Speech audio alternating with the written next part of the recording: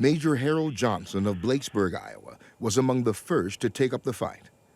By 1966, he was flying missions from Takhli Air Force Base in Thailand as an electronic warfare officer in the backseat of an F-105 Wild Weasel.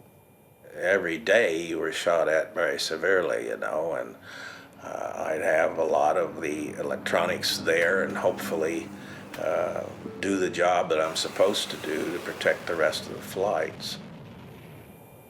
Wild Weasel crews who flew in the specialized top-secret jet had only a 50% survival rate. By April of '67, Johnson had beaten the odds, flying 92 missions with Major Leo Thorsness. But on their 93rd mission, just 7 shy of the 100 flights that would have allowed them to go home, their luck ran out. Just like somebody slammed a big door behind me, and infrared missile went right up the tailpipe and exploded, and we had the smoke and fire and whatever. And Leo said, "Get out, Harry," and so I did. Both men ejected safely, but were later captured. Before being taken to a prisoner of war camp, Johnson was paraded through a nearby village. And they were screaming and hollering, throwing rocks, and some used sharp bamboos, and they were stabbing, and I still got scars on my legs. The kids were the worst. They could slip through the guards and get at you. I had a lot of holes in me when I got to the camp. Seeking information on the U.S. air campaign, his captors tortured him virtually every day. At the end of about 8 days, when I started having so many hallucinations, and I pointing out targets here and a target there and whatever, I had no idea. But it looked like a good target to me. A year into his captivity, Johnson's value as an intelligence source was exhausted, but the torture continued. They asked these questions and expected you to answer. If they had a need to use you as a propaganda voice, they'd take us out and put us in individual cells and then bring us in for interrogation until they could work somebody to see a delegation or write, you must write or something. And then they'd finally get somebody to the point where you'd do it, and then they put you back in your cell.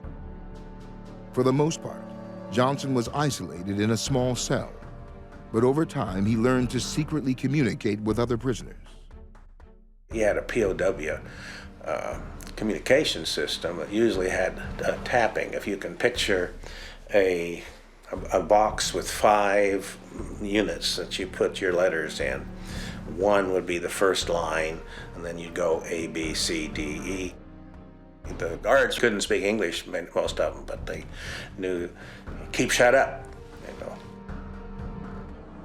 I'm alive and well and being treated very fairly. After being shot down, Johnson was listed as missing in action. His wife, Linda, had no idea if he was dead or alive. I had such faith that he was still alive and had 3 little children that depended on me, so I just stayed positive. The military chaplain came about 2 hours after they had told me, and he said, "We've got to plan a memorial service." And I said, "My husband isn't dead." And I said, "Get out of here, and I don't want to ever see you again."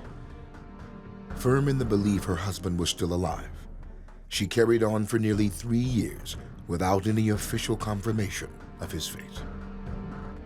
Well, when I actually saw him was on TV, and I had just turned off watching all the news because I didn't want the children to be exposed to it, and they were watching cartoons, and I heard this announcement that they had some Japanese photographers had gone into North Vietnam and they had some film. So of course I tuned in, and that's the first thing I saw, him right there in the middle of the screen. And I was just amazed.